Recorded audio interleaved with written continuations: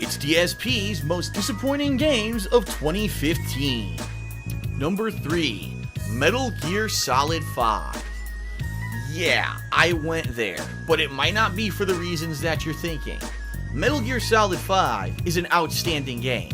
It improves upon the Metal Gear Solid series in every way, shape, or form. Graphically, gameplay-wise, in some ways, narrative-wise, cutting out the insanely long cutscenes that everyone complained about from Metal Gear Solid 4, and it really does feel like a natural advancement of the series and a fitting end to the Metal Gear Solid franchise. However, the one startling thing that most people are agreeing on is that this game feels unfinished.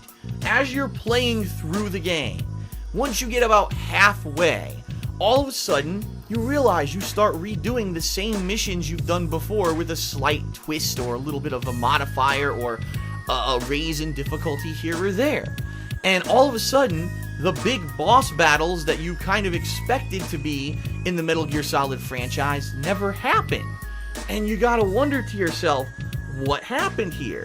Well, now, at the end of 2015, we all know exactly what happened. There was a falling out between Hideo Kojima and his Kojima Productions development team, and between them and their publisher Konami during the years of 2013 to 2015 when this game was in production. And what ended up happening was at one point, either there was a budgeting issue or something happened behind the scenes, the details of which probably will never be made public due to legal reasons, and Konami cut the plug. Meaning that this game actually is unfinished. And Hideo Kojima himself has spoken up and said, oh no, there was supposed to be a whole new layer of content at the end of the game to wrap up some ongoing issues, characters that literally vanish from the game never to be seen again. There was supposed to be a big epic finale, and none of it came to fruition because everything was cut out from under the development team by Konami, basically being told, well, that's enough, you guys are going to get the boot after this game's done, get it done so we can sell it, and goodbye, we don't want to have any more ties with Hideo Kojima.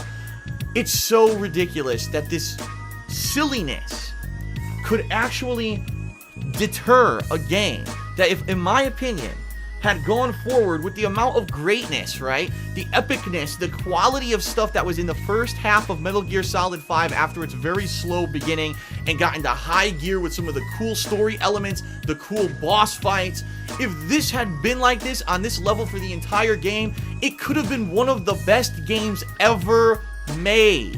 But instead, because of this stupid bullshit that Konami pulled, the game really ends up feeling kind of disappointing and almost underwhelming after you finish it. You're like, man, I really feel like there was more to this, and Kojima has confirmed there was. Will we ever get a complete version of Metal Gear Solid 5? No.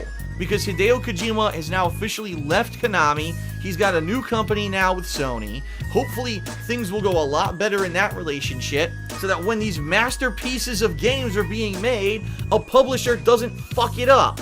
But I think it really has to rank among the biggest disappointments of 2015, that a game that could have been one of the best ever was held back by the insane stupidity, greed, and terrible business practices of a fucking game publisher who stifled the creativity of Kojima Productions and really, at this point, needs to either reevaluate completely what they're going to do as a company or just get the fuck out of gaming for good. Because last time I checked, we don't give a fuck about pachinko. We want quality video games, and the fact that this company was at the top of the ladder in the 90s and 2000s and is now plummeting into the bargain fucking basement of game devs and developers, that's bad news. Metal Gear Solid 5, disappointing for all the wrong reasons, still an amazing game and a Game of the Year contender, but it could have been a hell of a lot better.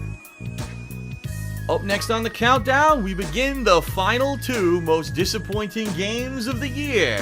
What made it? You'll find out soon. Check it out.